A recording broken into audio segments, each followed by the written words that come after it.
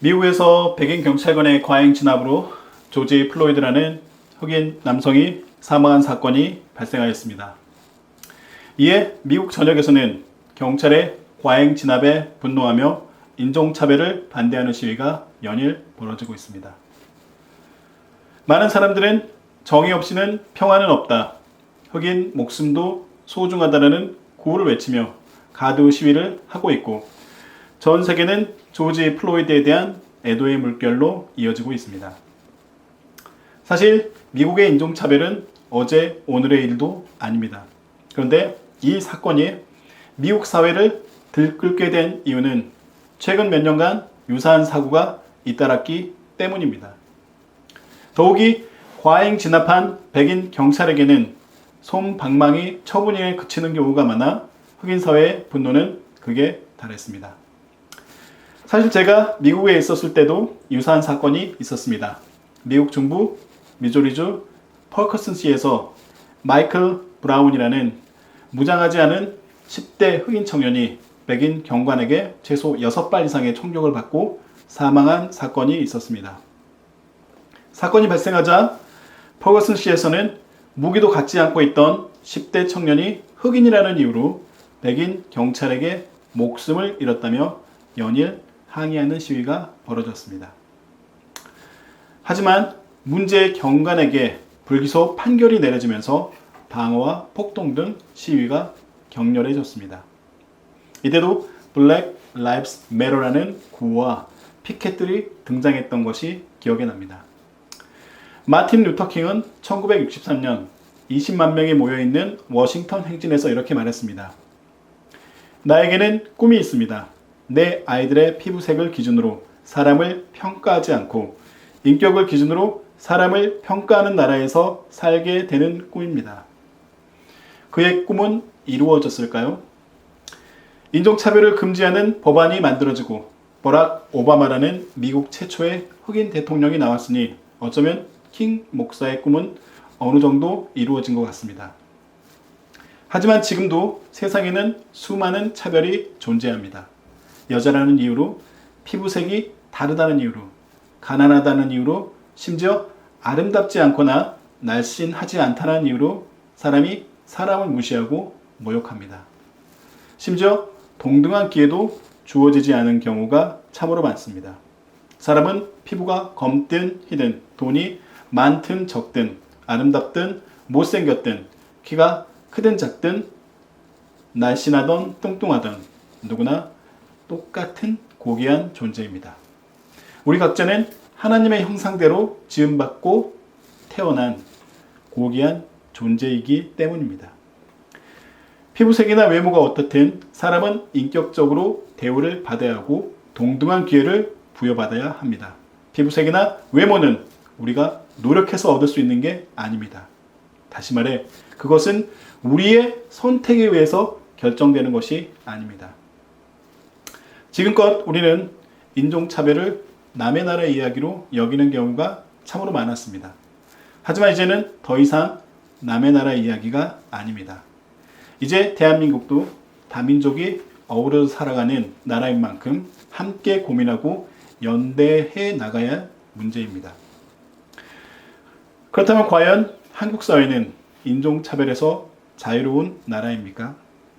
밖에서는 인종차별을 당하는 피해자라고 하지만 국내에서는 가해자가 되는 게 현실이 아닌가 생각해 봅니다. 오늘 여러분과 나눌 시편 85편은 아름다운 시어로 가득 차 있고 정의의 중요성을 이야기하고 있습니다. 제가 읽어드리도록 하겠습니다. 시편 85편 10절부터 13절까지 읽도록 하겠습니다. 사랑과 진실이 만나고 정의는 평화와 서로 입을 맞춘다. 진실이 땅에서 돋아나고 정의는 하늘에서 굽어본다. 주님께서 좋은 것을 내려주시니 우리의 땅은 열매를 맺는다. 정의가 주님 앞에 앞서가며 주님께서 가실 길을 닦을 것이다. 11절을 보면 진실이 사람의 몫이라면 정의는 하늘의 것임을 말하고 있습니다. 그리고 12절을 보면 정의의 결과가 풍요임을 말하며 정의의 중요성을 강조하고 있습니다. 그렇습니다. 평화를 외친다고 평화가 오는 게 아닙니다. 하나님의 정의가 앞서가며 우리의 길을 인도할 때 이 땅에 참된 평화가 깃들 것입니다. 사실 우리는 거짓된 평화에 익숙해지기가 쉽습니다. 에레미야 당시 거짓 선지자들은 평화를 말했지만 에레미야는 평화는 없다고 단호하게 말했습니다. 그 이유는 무엇입니까? 정의와 평화가 입을 맞춰야 진정한 평화가 이루어집니다. 그런데 그 당시 이스라엘에서는 정의가 사라졌기 때문입니다. 우리는 법을 준수함으로 사회적 평화가 가능하다고 말합니다. 그러나 성경은 평화는 정의의 열매임을 강조하고 있습니다. 정의는 평화를 가져오고 법은 영원한 태평성대를 이룬다는 성경의 구절처럼 평화가 정의를 가져오는 것이 아니라 정의가 평화를 가져옵니다. 정의의 구현은 평화의 선결 조건임을 말합니다. 정의란 하나님, 인간, 그리고 하나님의 피조물 간의 관계가 하나님의 언약하신 대로 잘 이루어진다는 것을 말하는 것입니다. 에레미야가 거짓 선지자들을 대항하여 이스라엘에 평화가 없다고 말하는 것도 이런 맥락에서 본다면 쉽게 이해가 될 것입니다. 겉으로 볼 때는 이스라엘이 안정이 되었을진 모르나 그러나 거기에는 정의는 없었습니다. 그들에게 우상 숭배가 난무했고 사회적 약자들을 억압함으로 정의는 땅에 떨어지고 말았습니다. 진정한 평화는 약한 사람들의 아픔과 고통을 감싸 안는 데서 시작됩니다. 하지만 세상은 약자를 짓밟고 억압하려고 합니다. 거기에는 평화는 없습니다. 그러나 약하고 가난한 사람들의 자리에 서서 그들의 서러움과 절망을 같이 느끼며 그들에게 삶의 희망을 안겨줄 때 비로소 그곳에서 평화의 꽃이 피어나기 시작합니다. 성경에서 말하는 평화란 이렇게 약한 자의 권익을 보호해주는 정의와 직결되는 것입니다. 왜냐하면 평화란 하나님이 창조한 모든 피조물이 예외 없이 자신에게 부여된 정당한 권리를 누릴 수 있을 때 비로소 가능하기 때문입니다. 다시 말해 평화란 하나님 그리고 내 자신, 이웃 그리고 하나님의 피조물 간의 관계에 있어서 정의롭고 아름다운 조화가 이루어질 때 가능합니다. 그래서 오늘 시편의 말씀처럼 사랑과 진실이 만나야 하고 정의는 평화와 서로 입을 맞춰야 합니다. 우리가 평화를 바로 이해하려면 우리의 삶의 현실을 돌아보아야 합니다. 단순히 이론적인 노력을 통해 평화를 알려고 한다면 왜곡된 결론에 도달하게 될 것입니다. 우리는 사회적 약자의 아픔을 이해하고 그들의 목소리를 듣기 위해 노력해야 합니다.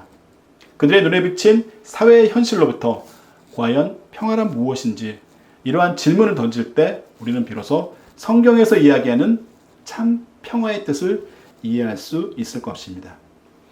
우리는 어떤 소리를 듣고 어떤 소리에 반응하며 우리의 소리를 내고 있는가에 대해서 고민해 보아야 합니다. 우리 주위에 숨을 쉴 수 없다라고 호소하는 이 시대의 프로이드가 얼마나 많은지 고민해 보아야 합니다. 우리는 그들의 신음소리에서 이 땅을 향한 하나님의 음성을 듣고 그들의 소리가 되어야 합니다. 기도하겠습니다. 주님, 이 세상은 아픔 영혼들로 가득 차 있습니다. 수많은 분리와 차별로 갈등과 분열이 계속 일어나고 있습니다.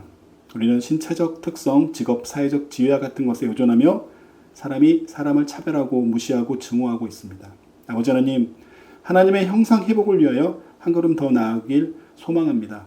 계속적으로 반복되는 분노, 보복, 그리고 인종차별의 고리를 끊어주시어 모든 관계가 회복되게 하옵소서. 차별과 증오의 현장에서 그리스도의 능력이 역사하고 하나님의 열망이 드러나게 하소서. 주님의 복음으로 모든 것을 변화시키고 우리를 온전케 하시길 소망하며 예수 그리스도의 이름으로 기도드렸습니다. 아멘.